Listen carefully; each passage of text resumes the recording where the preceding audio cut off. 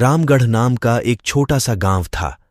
वह गांव बहुत ही ज्यादा प्यारा था, सपनों का जैसा था। उसी गांव में एक गरीब किसान रहता था जिसका नाम था रमेश। रमेश बहुत ही ज्यादा सीधा साधा इंसान था और ईमानदार भी था। वह खेती बाड़ी में बहुत ज्यादा रुचि रखता था। रमेश अपने खेतों में बहुत ही ज्यादा मेहनत किया करता था। रमेश का काम था सुबह जल्दी उठकर सब्जी देखने के लिए जाना और तुरंत ही बेचकर घर वापस आ जाना। रमेश दिन भर अपने खेतों में काम करता रहता था। दिन भर अपने खेतों में खूब काम किया करता था और शाम होते ही अपने घर वापस आ जाया करता था।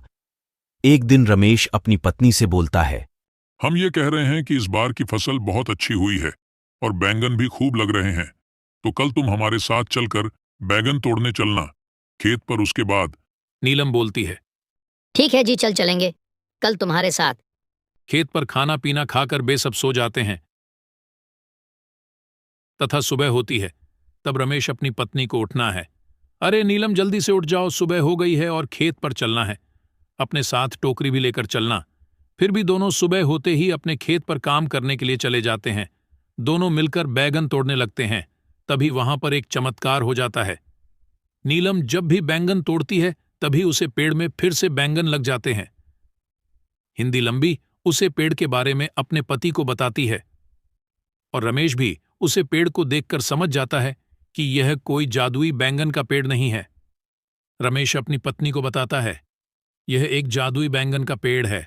फिर रमेश उन बैंगनों को तोड़ने लगता है तथा एक टोकरी में डालने लगता है और रमेश और उसकी पत्नी बहुत ज्यादा खुश होने लगते हैं। फिर भी दोनों बहुत सारा बैंगन तोड़ने लगते हैं, परंतु रमेश इतना सारा बैंगन कैसे ले जाता? फिर रमेश अपनी बैलगाड़ी लेकर आता है और सारे बैंगनों को बैलगाड़ी में रखकर दोबारा से अपने घर ले जाता है। अगले दिन जब सुबह होती है तब रमेश अपनी बैलगाड़ी में सारे बैंगनों को लेकर बाजार में देखने के लिए चला जाता है। उसे दिन रमेश को बहुत ज्यादा फायदा होता है और वह ये सब अपनी पत्नी को बताने लगता है। रमेश अब रोज ही ना अपने खेत पर जाकर बैंगन तोड़कर बाजार में देखने के लिए जाने लगता है और उसे बहुत ज्यादा प्रॉफिट होने लगता है। धीरे धीरे करके वह एक अमीर आदमी बन जाता है। अब रमेश के पास बहुत सारा धन आ गया था, इसीलिए वह गरीब लोगों की मदद भी किया करता था। रमेश अब आराम से अपनी जिंदगी व्यतीत करने लग जाता है। दोस्तों, कैसी लगी आपको यह हमारी कार्टून वीडियो? अगर अच्छी लगी हो तो हमारे चैनल को सब्सक्राइब कीजिए, वीडियो को लाइक कीजिए। तब तक के लिए मिलते हैं अगली वीडियो में।